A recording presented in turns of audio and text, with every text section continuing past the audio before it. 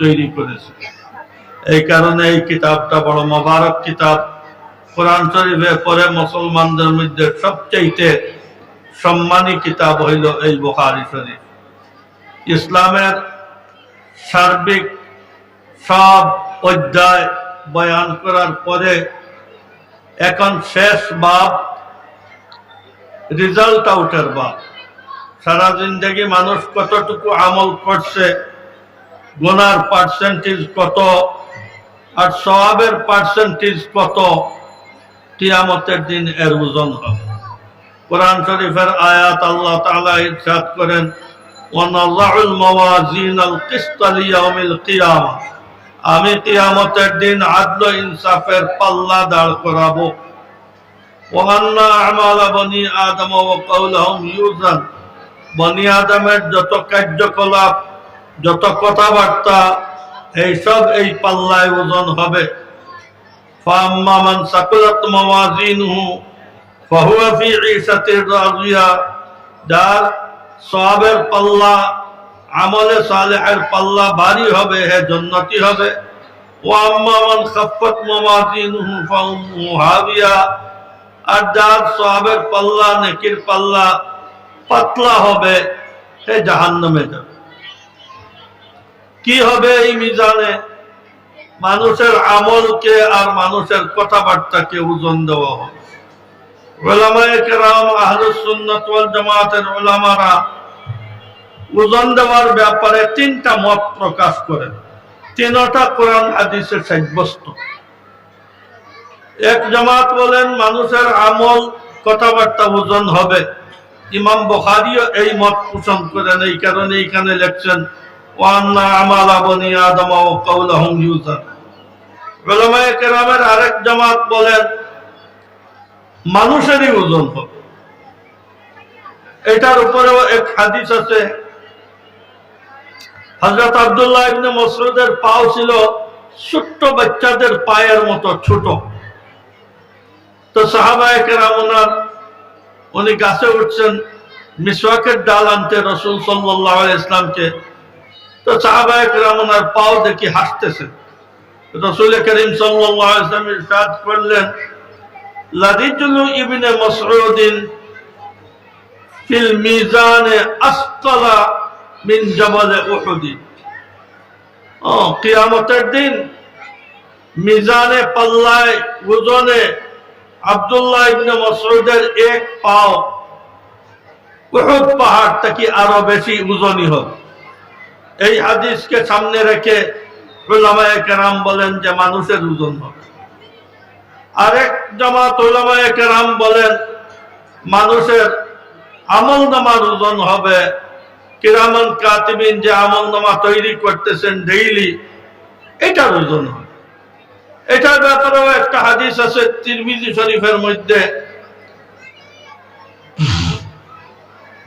যাকে হাদিসে বেতাকা বলা হয়। এক লোকের ৯৯টা আমলনামা, এক একটা আমলনামা চক্ষের দৃষ্টিশক্তি যতটুকু দূরে যায়, এইভাবে বড় বড় আমলনামা ৯৯টা বাম দিকের অন্ধকার পাল্লায় উঠানো হবে। আল্লাহ তাআলা বলবেন, দেখো তো এই লোকের কোন নেক আমল আছে কিনা। তো ফেরেশতারা নিয়ে আসবেন একটা চিরকুট, যেটার মধ্যে কলিমায়ে তয়্যিবা লেখা। ওই লোক বলবে, এই পাহাড়ের মতো আমলনামা এগেইনস্টে এই চিরকুটের কি হিসাব হইতে পারে আর কি ওজন হবে? তখন বলা হবে সামান্য আমল, ফামান ইয়ামাল মিসকালা যাররাতিন খাইরান ইয়ারা ওয়া মান ইয়ামাল মিসকালা যাররাতিন শাররান ইয়ারা। কণা পরিমাণ ভালো কাজও যদি হয়, কিয়ামতের দিন তার ওজন হবে। এই করনেওয়ালা এটা গিয়ে পাবে। কণা পরিমাণ যদি খারাপ কাজ হয়, তাহলে ওইটাও কিয়ামতের দিন পাবে। এই কারণে চিরকুটটা ডান দিকের আলোকিত নুরানি পাল্লায় রাখি দেওয়া হবে। হাদিসে আসছে সাকুলাতিল মাওয়াজিন ওয়া তাশাতিস সিজিল্লাত, এই চিরকুটের পাল্লা ভারী হয়ে যাবে আর ওই সব পাহাড়ের মতো আমলনামা উপরে উঠে যাবে, পাতলা হয়ে যাবে। আর এই লোকের জান্নাতের আপনার ফয়সালা হয়ে যাবে। এই হাদিসকে সামনে রেখে উলামায়ে কেরাম বলেন যে আমলনামার ওজন হবে। উলামায়ে কেরাম বলেন তিনও কথা সহি, আর হাদিসে কোরআনে তিনটাই আসছে, যার কারণে কিয়ামতের দিন মানুষেরও ওজন হবে, আমলেরও ওজন হবে, আমল নামারও ওজন হবে। যেন কোনো মানুষ এটা চিন্তা করতে না পারে যে যদি ওজনটা এই ধরনের হইতো তাহলে হয়তো আমি নাজাত পাইতে পারতাম। যার কারণে কলবের মধ্যে অন্তরে কোন ধরনের সন্দেহ থাকবে না, এই কারণে বিভিন্ন ধরনের ওজন হবে। এই বাবটাকে নিয়ে এসে ইমাম বুখারী রাহমাতুল্লাহি আলাইহি বিশ্বের সব মুসলমানদেরকে সতর্ক করলেন যে তোমাদের জিন্দেগির সব কিছু কিয়ামতের দিন ওজন হবে। একটা মানুষ যদি মুস্কি হাসি দিয়ে একজনকে নিয়ে মস্কারি করে, কিয়ামতের দিন এর ওজন হবে। একজন মানুষ চোখ টিপা দিয়ে যদি কাউকে আপনার অবমাননা করে, তাহলে এরও কিয়ামতের দিন ওজন হবে। আমাদের নেতারা যা টাকা পয়সা চুরি ডাকাতি করে বিদেশ পাঠাইছে, এদের সব কার্যকলাপের ওজন হবে। যত মানুষের উপরে জুলম সিতম করছে, এইগুলার ওজন হবে। গ্রামে গঞ্জে প্রভাবশালী মানুষ দুর্বলের উপর সাথে যে আচরণ করে, জেনে রাখা দরকার বাইপাস হয়ে কোনো দিকে যাওয়া যাবে না। এই টুল দিয়ে দিতে হবে, এই মিজান দিয়ে সবের আপনার দিতে হবে, সব জিনিসের ওজন। আপনারা ভোট দেন, ভোটের ওজন হবে। মজলিসে জি জি না বলিয়া সাপোর্ট দেওয়া না দেওয়া, এটা যদি ওজন হয় তাহলে ভোটের ওজন হবে না, ভোট দেওয়ার ওজন। ভোট দিবেন বেদিনকে, আর স্লোগান দিবেন আমরা হুজুরদের সাথে আমাদের হাসর চাই। আল্লাহ তাআলা কি বিবেক বুদ্ধি শেষ হয়ে গেছে? বয়সে এত হয়েছেন যে আল্লাহকে পাম্পট্টি দিয়ে চলে যাব? ভোট দিব যাকে হাসর হবে তার সাথে। দিনদারকে ভোট দেন, দিনদারের হর দিনদারের অংশ পাবে। আর যদি খারাপ মানুষকে ভোট দেন, এ যত দুর্নীতি করবে এত দুর্নীতির আপনিও অংশীদার হবে। যার কারণে সবের এই ব্যাপারে সতর্ক থাকা দরকার যে জিন্দেগির সব জিনিসের ওজন হবে। আওলাদকে দিন শিখাইলাম না, তিলাওয়াত শিখাইলাম না, ইংলিশ কিছু আপনার আলাপ আলোচনার ইয়েগুলা শিখাইছি, আর বাপেও কুলকুলি হাসি দেয়, মায়েও কুলকুলি হাসি দেয়। আমার ছেলেকে জিজ্ঞেস করেন ইংলিশে কিভাবে উত্তর দিবে, কলমা শিখায় নাই, সূরা ফাতিহা শিখায় নাই, নামাজ শিখায় নাই, কিচ্ছু শিখায় নাই। এই কুলকুলি হাসি সহ জাহান্নামে যাওয়া। وقال مجاهد القسطاس العدل بالرومية। রাইসুল মুফাসসিরিন ইমাম মুজাহিদ বলেন, কুস্তাস রুমিদের কাছে কুস্তাসকে আদলের মানায় তারা ব্যবহার করেন। ওয়ায়ুকাল ওয়াল কিস্তু মাসদারুল মুকসিত। আর কোন আহলে লগাতে বলেন মুকসিত ইফআলের ইসমে ফাইলের সিগা, তার মাসদার তো ইকসাদ। মাসদারুল মাসদার হইল আল কিস্তু। মুকসিত কাস্তুম থেকে আসে নাই, কিস্তুম থেকে আসছে। আর আমভাবে কিস্তকে আদলের মানার মধ্যে ব্যবহার করা হয়। কোরআন শরীফে আল্লাহ তাআলা বলতেন, ইন্নাল্লাহা ইউহিব্বুল মুকসিতিন ওয়া আম্মাল কাসিতু ফাহুয়াল জাইর। সুলাসি মুজাররদ থেকে ব্যবহার হয় আল কাস্তু আকসার, কাসিত। ওয়া আম্মাল কাসিতুনা ফাকানু লিজাহান্নামা হাতাবা। একই মাদ্দা থেকে ইনসাফের মানায়ও ব্যবহার হয়, জুলমের মানায়ও ব্যবহার হয়। وأما القاسط فهو الجائر. وبه قال حدثنا أحمد بن إسحاق قال حدثنا محمد بن فضيل عن عمارة بن القعقاع عن أبي زرعة عن أبي هريرة رضي الله تعالى عنه وعنهم। আমাদের হাদিসের যত মূল কিতাব, এই সব মূল কিতাবের মধ্যে কোনো হাদিস এইভাবে লেখা নাই যে রাসূল সাল্লাল্লাহু আলাইহি ওয়াসাল্লাম এই বলতেন। এই চলে না, এই কথা বলো তুমি, কেউ কোনো কথা বলতে পারবে। কোন হাদিসের কিতাবে এটা নাই যে মূল কিতাব যে রাসূল সাল্লাল্লাহু আলাইহি ওয়াসাল্লাম এই বলতেন। বলকে ইমাম বুখারী দ্বিতীয় শতাব্দীতে এই কিতাব রচনা করছে।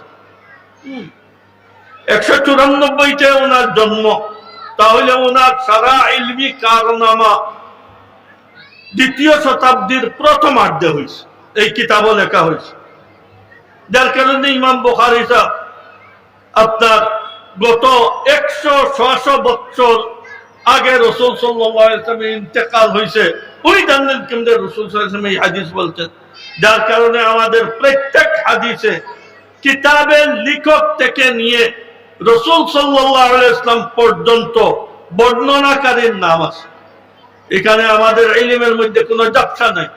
এটা গীতা নয়, এটা বেদ নয়, এটা বাইবেল নয় যে ছাপাই দিলাম। এটা কি রেকর্ড আছে যে এই বেদ আসল বেদ, এই গীতা আসল গীতা, এই বাইবেল আসল বাইবেল, এই তওরাত জবুর ইনজিল আসল তওরাত জবুর ইনজিল?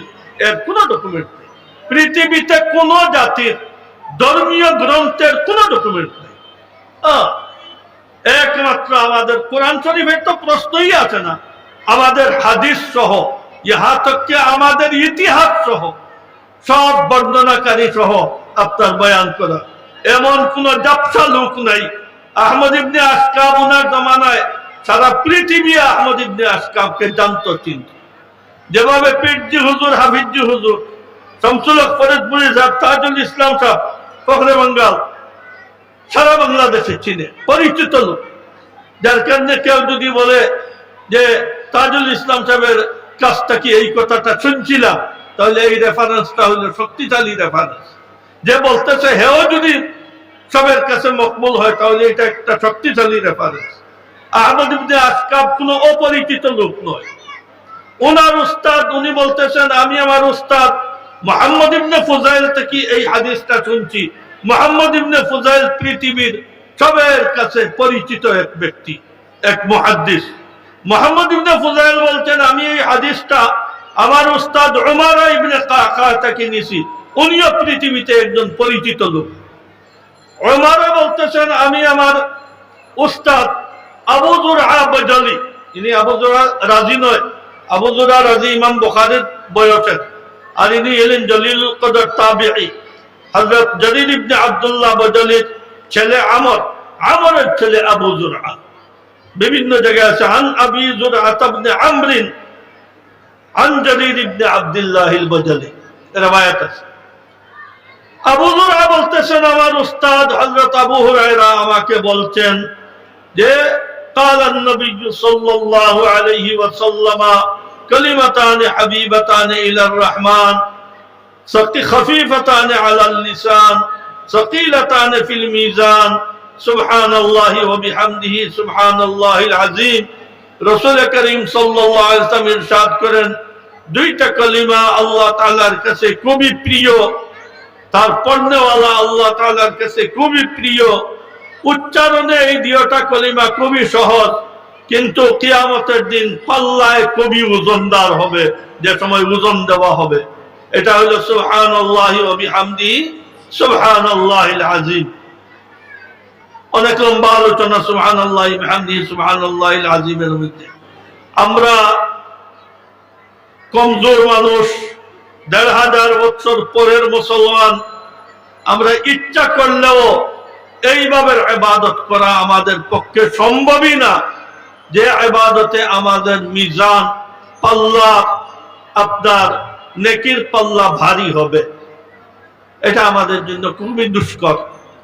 আমাদের রহমতুল লিল আলামিন রাসূল করিম সাল্লাল্লাহু আলাইহি ওয়াসাল্লাম আমাদের মতো দুর্বল ঈমানদার মানুষের কিয়ামতের দিন পাল্লা ভারী হওয়ার জন্য সুন্দর একটা পদ্ধতি শিখাই দিলেন, তাসবিহাত আর জিকির আজকার। কোরআন শরীফের তিলাওয়াত, সুবহানাল্লাহি ওয়া বিহামদিহি সুবহানাল্লাহিল আযীম পড়া, লা ইলাহা ইল্লাল্লাহ পড়া, লা হাওলা ওয়ালা কুওয়াতা ইল্লা বিল্লাহিল আলিয়্যিল আযীম পড়া, শুধু সুবহানাল্লাহ, আল্লাহু আল্লাহ, আলহামদুলিল্লাহ, আল্লাহু আকবার। যে কোনো তাসবিহ যত সহজ, আপনি এটা যেন অনবরত পড়তে থাকে। কিভাবে অনবরত পড়বো? রাত্রে শোয়ার পরে ঘুমানোর আগে তাসবিহাত পড়বো, এটা পড়েন সুবহানাল্লাহি ওয়া বিহামদিহি সুবহানাল্লাহি আযীম, না হয় লা ইলাহা ইল্লাল্লাহ পড়েন, না হয় আল্লাহ আল্লাহ পড়তে থাকেন, তাসবিহ পড়েন। ঘুম এমনি এসে যাবে, ঘুমের আগ পর্যন্ত তাসবিহ পড়ি। রিকশায় বসা, গাড়িতে বসা, প্লেনে বসা, আল্লাহ তাআলা মুখ দিছে লাভ অর্জন করার জন্য। বোবা মানুষের মতো বসবো কেন? আমরা এখানে যানবাহনে বসে বসে আপনার তাসবিহাত পড়ি, দোকানে বসে বসে তাসবিহ পড়ি, অফিসে বসে বসে তাসবিহ পড়ি, কাজ করি। তাহলে আমরা এত সহজ কাজেও যদি আমরা আমাদের পাল্লা ভারী করতে না পারি, তাহলে তো এর মতো বদকিসমত আর কেউ হইতে পারে না। এত সহজ জিনিসের কারণে আমরা পাল্লা ভারী করে ফেলতেছি। ছেলেরা যারা ফারিগ হইতেছ, এখন তো পরীক্ষার তৈয়ারি, পরীক্ষা শেষ করেই কোন এক বুজুর্গের কাছে বয়াত হয়ে যাও, ওনার বাতাই দেওয়া তাসবিহাত পড়ো। সর্বশেষ এই রিওয়ায়াত নিয়ে এসে ইমাম বুখারী রাহমাতুল্লাহি আলাইহি এর দিকেও ইশারা করছেন যে ছেলেদের ইলম হুসুলের পরে তাসবিহাতের দিকে মুতাওয়াজ্জু হওয়া। সারা মুসলমান ভাইদেরকে এই দিকে মুতাওয়াজ্জু করতেছেন যে তাসবিহাত দিয়ে নিজের জিন্দেগিকে রঙানো দরকার। তাসবিহ আর তিলাওয়াত হইল এক বিল্ডিং এর টাইলস বা রং আর প্লাস্টার। 1000 মজবুত বিল্ডিং হোক, এই বিল্ডিং যদি প্লাস্টার না হয়, রং টং লাগাইল না হয়, জানালা দরজা যদি ঠিক না হয়, তাহলে এই বিল্ডিং এ উদ্বাস্ত শিবিরের মানুষ আছে, সাময়িক টাইমে আশ্রয় নিতে পারে, ভাড়া নিয়ে কেউ এই বিল্ডিং এ আসবে না। যার কারণে বিল্ডিং কে সাজাইতে হবে, মানুষ থাকার উপযোগী বানাইতে হবে। ঠিক এইভাবে আমাদের ঈমান, যত মজবুত ঈমান হোক আর যত ভালো আপনার আমল করি, তাসবিহাত আর তিলাওয়াত যদি না করি, তাহলে প্লাস্টার বিহীন আপনার বিল্ডিং থেকে যাবে। যার কারণে নিজের ঈমান নূরানি হবে, আল্লাহ তাআলার প্রেম ভালোবাসা কলবে পয়দা হবে। শুধু দিনের উপরে চললে নয়, বলকে তাসবিহাত পড়তে হবে। যার আপনার সিফতি নাম জপতে মনে তৃপ্তি আছে, তার সাথেই প্রেম ভালোবাসার সম্পর্ক কায়েম হবে। আমাদের সবের একটা মোটা কথা আমাদের জেহেনে রাখা দরকার, জান্নাতের মালিকের সাথে সুসম্পর্ক স্থাপন করতে না পারি, তাহলে জান্নাতে যাওয়ার আশা করা একটা পাগলামি আর বোকামি হবে। জান্নাতে যাইতে চাই, জান্নাতের মালিকের সাথে সুসম্পর্ক কায়েম করা দরকার। লাগামহীন আপনার চলাফেরা, লাগামহীন মনের তৃপ্তি মিটানোর মাধ্যমে জান্নাতের মালিকের সাথে সম্পর্ক কায়েম করা যাবে না। বলকে তিনি যেভাবে চলার কথা বলছেন, নিত্য প্রয়োজনীয় দিন শিখতে হবে। এইভাবে যদি চলি, তাহলে জান্নাতের মালিকের সাথে সুসম্পর্ক স্থাপন হবে। কারো বড় আলিম হওয়া সবার জন্য জরুরি নয়, কিন্তু নিজের নামাজ বিশুদ্ধ বানাইতে হবে, নিজের আওলাদকে কোরআন শরীফের বিশুদ্ধ তিলাওয়াত শিখাইতে হবে। যদি এটা আমি না শিখাই, তাহলে 1000 দিনদার বনি না কেন, আমার ছেলে আমার মেয়ে আমাকে নিয়ে জাহান্নামে যাবে। কিয়ামতের দিন হিসাব কিতাব হবে। যে মানুষের জাহান্নামে যাওয়ার ফয়সালা হবে, তো সে বলবে রব্বানা ইন্না আতা'না সাদাতানা ওয়া কুবারা'ানা ফাআযাল্লুনা আস-সাবিলা রব্বানা আতিহিম যিফাইন মিনাল আযাবি ওয়ালআনহুম লা'নান কাবীরা। আয় আল্লাহ, আমি আমার ঘর থেকে, মায়ের ঘর থেকে পাপী আর গুনাহগার হয়ে জন্ম নেই নাই। আমি ফ্রেশ এক সন্তান জন্ম নিয়েছিলাম। আমার মা বাবা আর বড় হওয়ার পরে আমার গোষ্ঠীর আর এরিয়ার নেতারা আমাকে এমন এক শিলপাটে চালাইছে, যে শিলপাট জাহান্নাম পর্যন্ত গেছে। আমি খারাপ পরিবেশে থেকে জাহান্নামী হয়েছি। আল্লাহ, এই নেতাদেরকে আর আমার মা বাপকে ডবল আযাব দেন, এদের উপরে লানত নাযিল করেন। আমি এদেরকে নিয়ে, যারা আমাকে গুমরাহ করছে, এদেরকে নিয়ে আমি জাহান্নামে যাব। যার কারণে সব মুসলমান ভাইদের কাছে এই দরখাস্ত, মেহেরবানি করে ছেলেকে মেয়েকে কোরআন শরীফের বিশুদ্ধ তিলাওয়াত শিখাবো। আমার নামাজে পড়তে যা লাগে এইগুলাকে বিশুদ্ধ করার চেষ্টা করব। যদি না হয় তাহলে আল্লাহ তাআলা মাফ করলেন, কিন্তু চেষ্টা করতে হবে। যদি আওলাদকে ভালো বানাই, 2 বছর 3 বছর, আমরা এটা বলি না একটা ছেলেকে মাদ্রাসায় দেন, আলিম বানান, বাকিগুলাকে ওই দিকে দেন, এটা তো একটা আপনার বেওকুফ মানুষের কথা হবে। যে একটাকে জান্নাতি লাইনে দেন আর একটাকে ছাড়ি দেন, গেলে যাক জাহান্নামে আর গেলে যাক জান্নাতে, এটা কোনো দাওয়াত হইতে পারে? আমাদের দাওয়াত প্রত্যেকটা ছেলেকে প্রত্যেকটা মেয়েকে 2 বছর 3 বছরের জন্য মক্তবে দিবে, বিশুদ্ধ তিলাওয়াত শিখবে, নামাজ রোজা শিখবে, আর এরপরে তাকে 3-তে নিয়ে নেয়, 4-এ নিয়ে ভর্তি করে দেন। আমাদের এখানে যে ইংলিশ বাংলা হয়, কোন স্কুলে, কোন সরকারি স্কুলে এইভাবে সুন্দর ইংলিশ বাংলা পড়াইতে পারে না। স্কুলে গিয়ে দেখবেন পড়া গোড়ার ডিমের মতো পড়া, এইগুলা কোনো পড়া টড়া নেই। 80% হইল একে আপনার এমন ভাবে মানসিকতা তৈরি করে যেন দিন দেখতে না পারে, সুন্নাত দেখতে না পারে, আলিম উলামা মাদ্রাসা মসজিদ যেন দেখতে না পারে। 15% 20% দেখবেন শিক্ষা, আর বাকি আজকালকে জেনারেল শিক্ষা কোনো শিক্ষা নেই। যার কারণে যদি তার ফাউন্ডেশন মজবুত করে ফেলেন, তাহলে এই ছেলে জিন্দগিতে আর যত পড়ে কোরআন শরীফ তিলাওয়াত ছাড়বে না। আর যে কোরআন শরীফ তিলাওয়াত ছাড়বে না, এ কোনোদিন আমার জাহান্নামের জন্য কারণ হয়ে দাঁড়াবে না, এ আমার জন্য সদকায়ে জারিয়া হবে। প্রত্যেকের ছেলেকে মেয়েকে বাধ্যতামূলক কোরআন শরীফ শিক্ষা দিতে হবে, নামাজ রোজা শিক্ষা দিতে হবে। বড় হয়ে হে নাফরমান হয়ে তার জবাব হে দিবে, কিন্তু ছোটবেলা আমি যদি চেষ্টা না করি, তাহলে এই ছেলের কারণে আমি জাহান্নামে যাব। আমাদের ছেলেরা আজকে 14-15 বছর মেহনত করে ইবতেদায়ী থেকে মক্তব থেকে পড়িয়া আজকে দৌড়ায় হাদিস ফারিগ হয়েছে।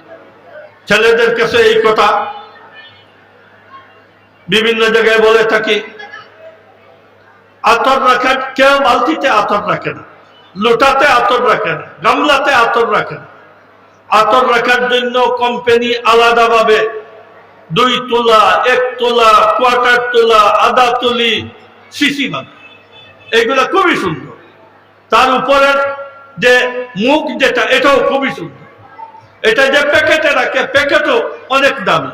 শুধু আতর দামি, খুশবুদার, এই কারণে আতর রাখার শিশিও এইভাবে সম্মানী।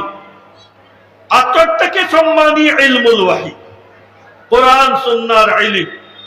যে উস্তাদ আর যে ছাত্রদের মধ্যে কোরআন সুন্নাহর ইলম আছে, তাদের সবাই আতরের শিশির মতো নিখুঁত হইতে হবে। আমরা সব সময় মর্যাদা নিয়ে চলার চেষ্টা করব, ইলমে ওয়াহির মর্যাদা রক্ষার্থে। যেভাবে আর্মি ইউনিফর্ম পরা অবস্থায় কোনো আলতু ফালতু কাজ করে না, সরকারি ইউনিফর্মের মর্যাদা রক্ষা করতে অনেক চাহিদা থেকে হে বিরত থাকে, এক আর্মির জন্য মানায় নাই। ঠিক এইভাবে আমাদের মুখে দাড়ি, মাথায় টুপি, পরনে জামা, এই ইউনিফর্মটা হইল উলামাদের ইউনিফর্ম।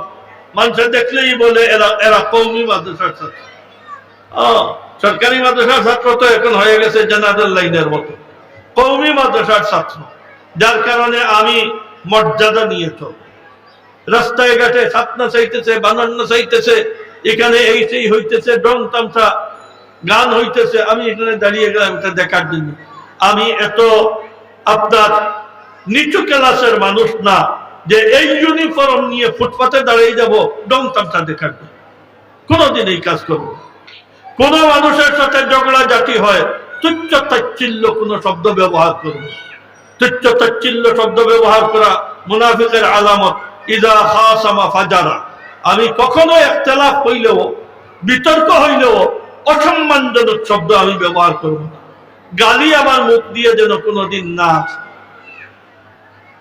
সিএনজির সাথে, বাসওয়ালা, রিক্সাওয়ালার সাথে 20 টাকা, 10 টাকা, 30 টাকা আপনার জন্য ঝগড়াঝাটি আরম্ভ হয়ে গেল। এক আলিমের জন্য এই জামা আর এই দাড়িওয়ালা, এই বডির জন্য, এক আলিমের জন্য এটা মানায় না যে সামান্য টাকার জন্য রাস্তায় ঘাটে যানবাহনওয়ালাদের সাথে ঝগড়াঝাটি করা।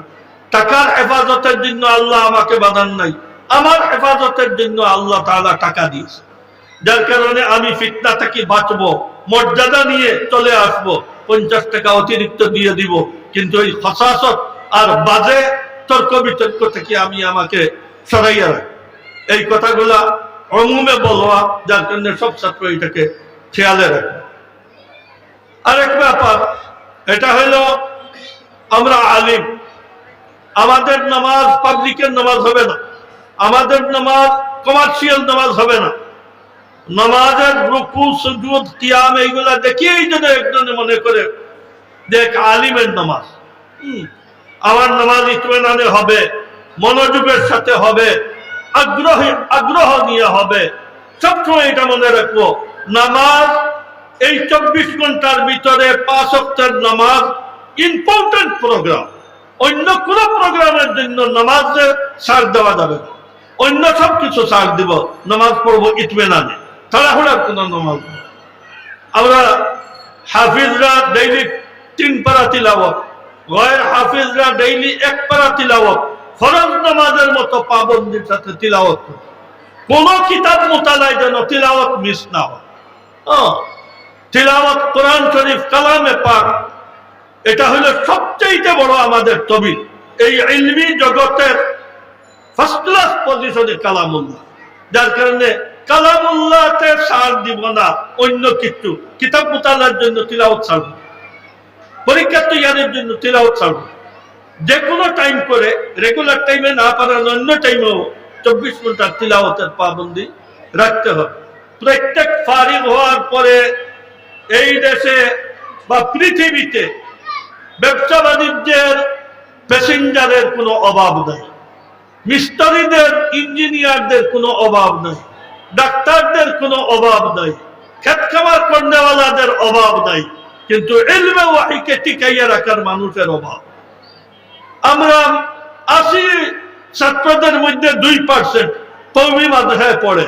এর মাঝে যদি আপনি ভিসা করে বিদেশ চলে গেলেন, দোকান নিয়ে নিলেন, ব্যবসা বাণিজ্য লেগে গেলেন, তাহলে এই ইলমে ওয়াহির আমার পার্সেন্টেজটা কিন্তু আরো কমতে থাকে। মানুষ যেভাবে বাড়তেছে, আমাদের প্রত্যেকটা ছাত্র আপনার বিদ্যুতের মতো হইতে হবে, আকীদা পুখতা হইতে হবে, ইলমে ওয়াহির খিদমতে আমি থাকি। জেনে রাখবেন, আপনি খুব ভালো আলিম, কিন্তু যদি বিদেশে চলে যান, দোকানদারিতে বিদেশে গিয়ে যদি মাদ্রাসায় পড়ান, ইমামতি করেন, তাহলে ভালো। কিন্তু যদি শুধু টাকা কামাইতে দেশে বা বিদেশে আপনি চলে যান, তাহলে এর অর্থ হইল আপনি আপনার প্রতিভাকে নষ্ট করে ফেলছেন। আর আপনারা কিতাবুল ইলমে পড়ছেন, قال ربيعة الرأي لا ينبغي لأحد عنده علم شيء من العلم أن يضيع نفسه। কোন এমন মানুষ যার কাছে ইলম আছে, হে যেন তার প্রতিভাকে নষ্ট না করে। প্রতিভা নষ্টর মানে হলো দর্শ তদ্রিস বাদ দিয়ে অন্য কাজে আপনি লাগিয়ে গেলেন। তাহলে আপনার ইলম সুটকেসে তালা লাগাইয়া রাখি দিলেন, এখান থেকে আর কেউ বাহির করতেছে না। যেদিন আপনি মরে গেলেন, আপনার সুটকেস সহ দফন হয়ে গেল, এই ইলম থেকে কেউ ফায়দা পাইল। এই ইলম একটা সুইচ গেটের মতো। সুইচ গেট ছাড়ি দেওয়ার বাদে উজানের পানি বাটি দিতে থাকে, সুইচ গেটে এই চান্স করে দিয়েছে। আমরা প্রত্যেক এক খোলা সুইচ গেট, আমরা আমাদের উস্তাদ থেকে ইলম হাসিল করব, আমাদের ছাত্রদের কাছে সাপ্লাই করব। ইলমকে পুকুরের পানির মতো বান দিয়ে রাখবো। যার কারণে আপনি যদি জুমরাতুল উলামার মধ্যে হাসর হইতে হয়, তাহলে দোকানপাটও যদি দেন, চাকরিও যদি করেন, পার্ট টাইমও আপনি সবক পড়াবেন। আর নতুবা পাবলিককে নামাজ শিখাবেন, গैर মুসলিমকে দাওয়াত দিবেন। যে কোনো দিনই কাজে আপনি থাকতে হবে। তখন হইল আপনার ইলম সাপ্লাই হইতেছে। শুধু দর্শে সাপ্লাই হয় না, অন্য জায়গায় সাপ্লাই হয়। আর সুটকেস বন্দি করি দোকানদারিতে লাগিয়ে গেলেন, অফিসের চাকরিতে লাগিয়ে গেলেন, তাহলে আপনি জান্নাতে যাবেন ইবাদত যদি করতে পারেন। উলামাদের যে বিশেষ মর্যাদা, এটা থেকে আপনি বাইরে যাবেন, ছিটকে পড়ে যাবে। এই কারণে সবসময় আমরা ইলমকে তরতাজা রাখা আর ইলমকে প্রচলিত রাখার জন্য চেষ্টা করব। ইলম কোনদিন তালাবদ্ধ বক্সে রাখা যায় না। কিতাবুল ইলমের মধ্যে কয়েক ভাব এটার উপরে আপনারা যার কারণে পড়াবেন। যে আসাতে যায় কারাম এতদিন পড়াইলেন, সারা বৎসর তাদের জন্য দোয়া করবেন আর নিজের জিন্দগিকে ফ্রেশ, সুন্দর, চমকদার এক হায়াত আর জিন্দগি বানাবেন। আল্লাহ তাআলা আপনাদেরকে কবুল করুক। আর এই মাদ্রাসার কমিটির সদস্য যারা আছেন, এলাকার যারা এই মাদ্রাসা মসজিদের সাথে সম্পর্ক রাখেন, একটা খুশকিসমত আপনাদেরও জানা দরকার। ১৫০০ বছর থেকে আল্লাহ তাআলা এই ইলমকে টিকাইয়া রাখছেন, এই দ্বীনকে টিকাই রাখছেন মধ্যবিত্ত মুসলমান আর গরিব পরিবারের মুসলমানদের মাধ্যমে। এইসব কওমি মাদ্রাসা, দেওবন্দি মাদ্রাসা, উস্তাদ আপনাদের আওলাদ, ছাত্র আপনাদের আওলাদ, মাদ্রাসার বিল্ডিং আপনাদের টাকা পয়সায় হয়েছে। এখানে কোনো সরকারি কোনো টাকা অনুদান নেওয়া হয় না। যে কওমি মাদ্রাসায় সরকারি অনুদান নিবে, কসম খেয়ে বসবেন যে কয়েক বছরের ভিতরে এই মাদ্রাসা ফিনিশ হয়ে যাবে। গন্ডগোল লাগিয়া এই লাগি সেই লাগি সারা তালিম তরবিয়ত খতম হয়ে যাবে। এই দেওবন্দি মাদ্রাসার নেচার হইল অস্থায়ী আয়ে চলবে, স্থায়ী আয়ের কোনো ব্যবস্থা করবেন না। যদি করেন তাহলে মাদ্রাসা বিদায়। এই মাদ্রাসার এই নেচার নয়। কোন সরকারি টাকা নিবেন না, কোন শিল্পপতির রেগুলার এত টাকা দিব এটা না। হ্যাঁ, বোর্ডিং এ রেগুলার দিতে পারে, কিন্তু মাদ্রাসার জেনারেল ফান্ডে কারো রেগুলার টাকা না, সবসময় অস্থায়ী। ১৫০০ বছর এইভাবে চলছে। যত মাদ্রাসা এই তালে চলবে, অস্থায়ী আয়ের উপরে কিয়ামত পর্যন্ত বাকি থাকবে দিন। আর যারা সরকারের আপনার দ্বারস্থ হবে, সরকারি মাদ্রাসার যে হাল হয়েছে, পুরুষ না মহিলা চিনার কোনো কায়দা নাই। এরা জেনারেল শিক্ষিত না আরবি শিক্ষিত জানার কোনো কায়দা নাই। এইভাবে সরকারি মাদ্রাসা আগে সুন্দর ছিল, আজকালকে এখন খমসা মুশকিল বানাই ফেলছে আপনার সরকারি মাদ্রাসা। কোনদিন আমরা কোনো সরকারের টাকা নিব না। এই মাদ্রাসা ১৫০০ বছর থেকে আপনাদের পজিশনের মুসলমানদের ছেলেরা পড়ায়, আপনাদের ছেলেরা পড়ে। আর এই মাদ্রাসার সারা আয় উন্নতি আপনাদেরই ইনকাম থেকে। এটা একটা খুশকিসমত। আল্লাহ তাআলা ইলমে ওয়াহির সংরক্ষণের জন্য আপনাদেরকে কবুল করছে।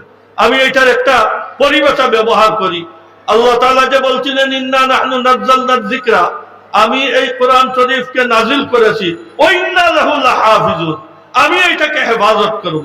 হেফাজত হইল হিফজখানার মাদ্রাসা। যার কারণে আমরা বলি আমাদের মহল্লার সাথী সঙ্গী যারা এই মাদ্রাসাকে অনুদান দেন, আর এখানের উস্তাদ আর ছাত্র, আমরা সব হইলাম ওয়া ইন্না লাহু লাহাফিজুনের হাফিজুনের প্রজেক্টে কাজ করে দেওয়া। এটা বহুত বড় আমাদের খুশকিসমত যে আল্লাহ তাআলা যে তার দ্বীনের হেফাজতের জন্য আমাদেরকে কবুল করছে, আমাদেরকে সুযোগ দিয়েছে। আল্লাহ তাআলার বহুত বহুত শুকরিয়া। যে ছেলেরা ফারিগ হয়েছে এদেরকেও দোয়া করেন। আর মহল্লার মানুষ যাদের মেহনতে এই মাদ্রাসা ঠিকই আছে, যারা এই মাদ্রাসা